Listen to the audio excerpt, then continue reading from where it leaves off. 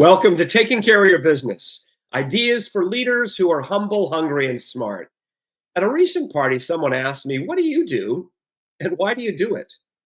The first question I get a lot, but the second one, the why, got me thinking about my journey. My mother and father both grew up on Illinois farms, and my dad became a finance executive for a large manufacturing company in Pennsylvania where I grew up.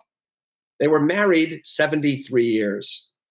And what I learned from them is that there is no replacement for hard work and keeping your word. As a kid, I was a wrestler and an Eagle Scout. Wrestling taught me resilience and mental toughness, and scouting taught me a range of practical and leadership skills I may never have learned otherwise. In my junior year of high school, I ran for president of the student government and won, even though I had never been in student government before. And at Gettysburg College, I was the first person to be elected in my first year to the Student Conduct Review Board, a kind of supreme court for the students. From both experiences, I learned to not be afraid to put myself out there. After college, I worked for a while and then earned a doctorate in ethics from Yale University. I had the opportunity to work with incredible teachers from the business and law schools, from the medical and divinity schools, including the most inspiring teacher I ever had, who was a Catholic nun. At Yale, I also learned an important lesson: never to allow myself to be either intimidated or seduced by prestigious institutions or people with big titles. They get up, get dressed, and brush their teeth just like everybody else. I once served as the board chair for a company that did infrastructure development in 40 countries around the world. They were having some real problems, and I was brought in to turn it around. I knew that if the company went under, which was a real possibility, the people who would suffer the most would be the employees, and I wasn't going to let that happen. I ended up firing the entire board, recruited new board members, and with the new CEO, rebranded the company and got it going in the right direction.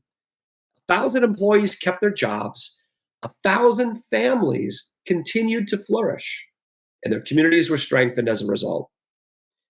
I once worked in a consulting firm that specialized in turnarounds, and our clients were from a broad range of industries. As different as these companies were, they had something in common. You can't turn around the business unless you turn around the culture.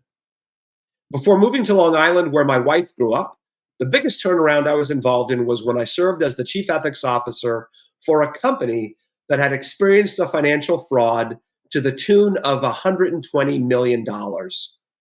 Employee engagement was at rock bottom, and financial losses nearly led to a default on our bond covenants. My job was to build a culture of integrity across the company.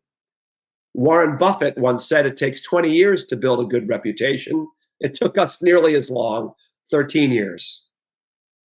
We improved employee engagement to the 99th percentile, had our best financial performance in history, and were recognized as one of the world's most ethical companies, one of only 130 companies around the globe to be recognized that year.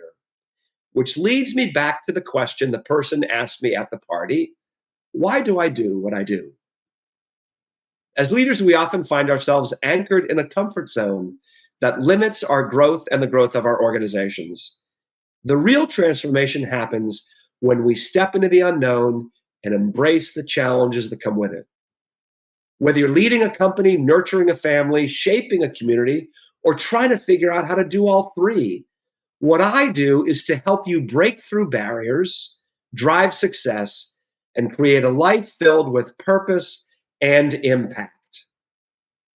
My why is to empower leaders to move beyond their comfort zones and steer towards success and significance for their companies, families, and communities.